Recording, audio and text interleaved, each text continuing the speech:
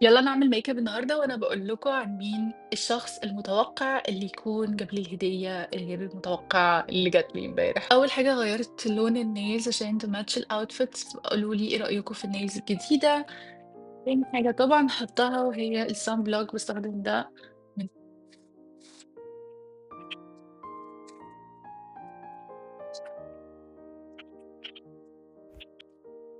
من امبارح يا جماعة مفيش غير حاجة واحدة بس هي اللي شاغلة بالي، وهو مين الشخص اللي ممكن يكون جاب لي الهديه الغير متوقعه. هو مفيش في بالي حد يا جماعة غير حد واحد بس، أو ممكن يكونوا اتنين.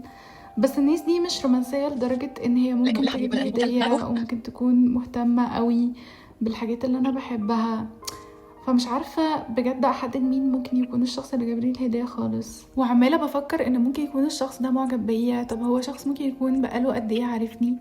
لان انا اعرف ناس بقالي كتير وناس لسه عارفاها برضو جديدة، بس مش ناس كتير لسه عارفاها جديدة ومش أولاد. فبقول هل ممكن يكونوا صحابي البنات وعاملين فيا مثلا مقلب أو حاجة.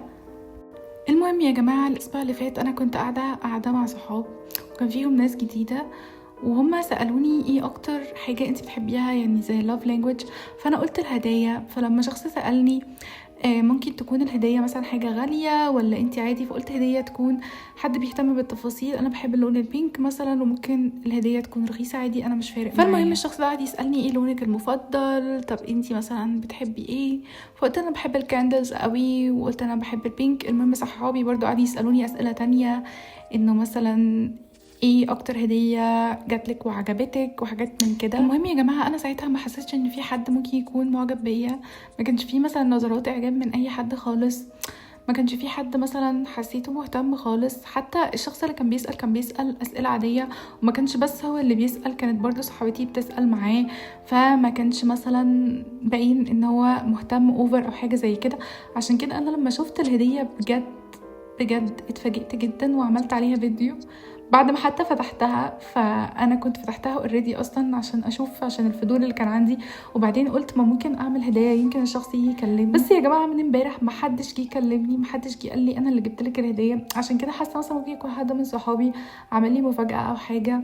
بس في نفس الوقت حاسه الشخص اللي انا قابلته وقال لي وسالني يعني ايه اللوف لانجوج بتاعتك وايه الحاجات اللي بتحبيها، طب ايه الكالر اللي بتحبيه، ده خلاني شويه عندي احساس انه ممكن يكون هو. بس زي ما قلت لكم انا مش حاسه ان هو مهتم او معجب بيا اوفر، فممكن يكون انا بتوهم. يا جماعه حاسه اني هتجنن بجد، قولوا لي ممكن مين يكون الشخص اللي جاب لي هديه؟